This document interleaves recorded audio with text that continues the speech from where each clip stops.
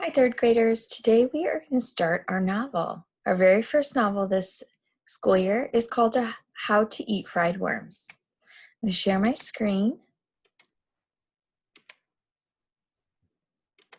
So today we'll be looking at chapters 1 and 2.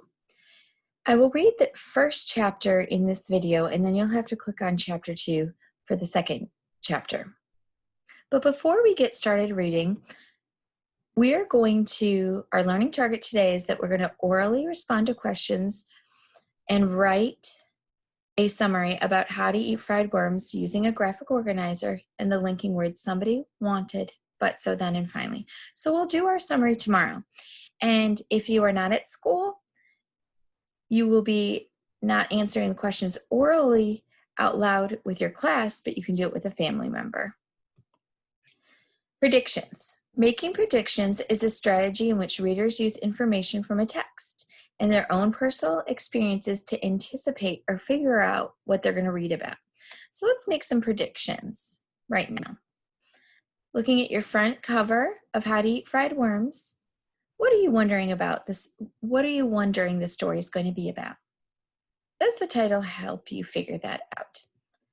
Take a couple moments and pause the video and talk with a family member about what you think this story is going to be about and make some predictions of your own.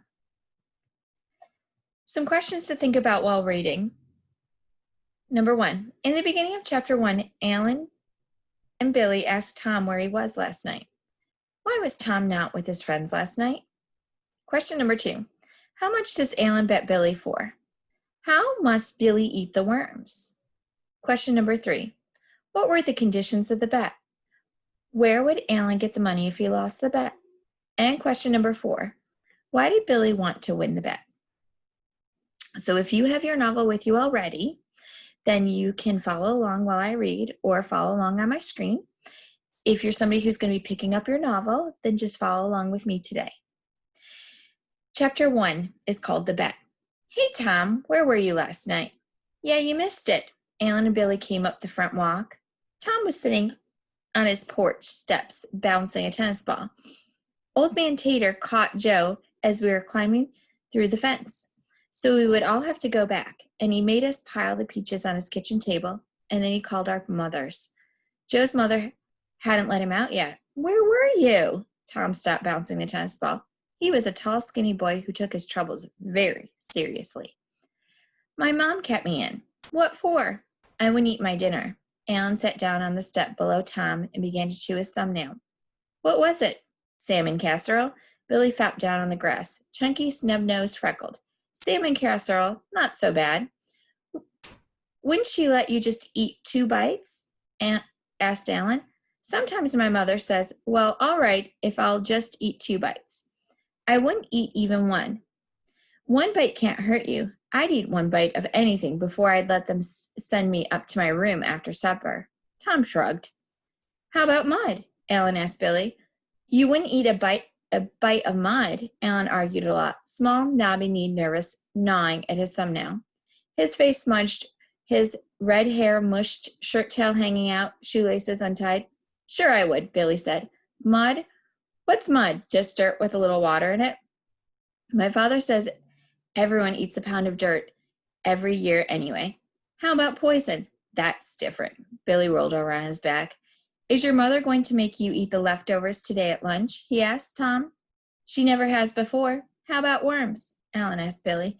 Tom's sister's cat squirmed out from under the porch and rubbed against Billy's knee. Sure, said Billy. Why not? Worms are just dirt. Yeah, but they bleed. So you'd have to cook them. Cows bleed. I bet $100 you wouldn't really eat a worm. You talk big now, but you wouldn't if you were sitting at the table with a worm on your plate. I bet I would.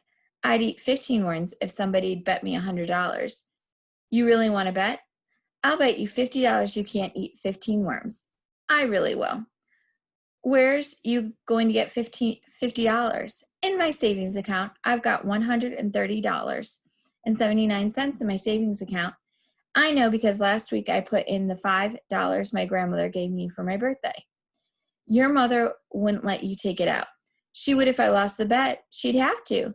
I'd tell her I was going to sell my stamp collection otherwise, and I bought that with all my own money that I earned mowing lawns, so I could do whatever I want with it.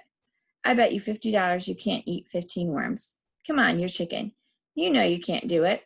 I wouldn't do it, said Tom. If salmon casserole makes me sick, think what 15 worms would do. Joe came scuffling up the walk and flopped down beside Billy. He was a small boy with dark hair and a long nose and big brown eyes. What's going on? Come on, said Alan to Billy. Tom can be your second and Joe will be mine, just like a duel. You think it's so easy? Here's your chance to make $50. Billy dangled a leaf in front of the cat, but the cat just rubbed against his knee, purring. What kind of worms? Regular worms, not those big green ones that get on the tomatoes. I won't eat those, and I won't eat them all at once. It might make me sick. 1 worm a day for 15 days, and he can eat them any way he wants, said Tom. Boiled, stew, fried, fricasseed. Yeah, but we provide the worms, said Joe.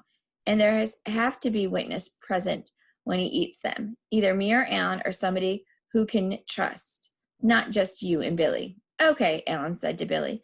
Billy scratched the cat's ears. $50. That was a lot of money. How bad could a worm taste? He'd eaten fried liver, salmon loaf, mushrooms, tongue, pig's feet. Other kids' parents were always nagging them to eat. His had begun to worry about how much he ate. Not that he was fat. He just hadn't worked off all his winter blubber yet. He slid his hand into his shirt and squeezed the sides of his stomach. Worms were just dirt. Wasn't fattening. If he won $50, he could buy that mini bike George Cunningham's brother had promised to sell him in September before he went away to college. Heck, he could gag anything down for $50, couldn't he? He looked up. I could use ketchup or mustard or anything like that, as much as I want. Alan nodded. Okay, Billy stood up. Okay. So tomorrow we will go over the questions that go along with chapter 1 and talk about our understanding and go back into the text. Next, go ahead and click on the link for chapter 2 to read chapter 2. After you read chapters 1 and 2, you'll be completing a Google form on questions about the text.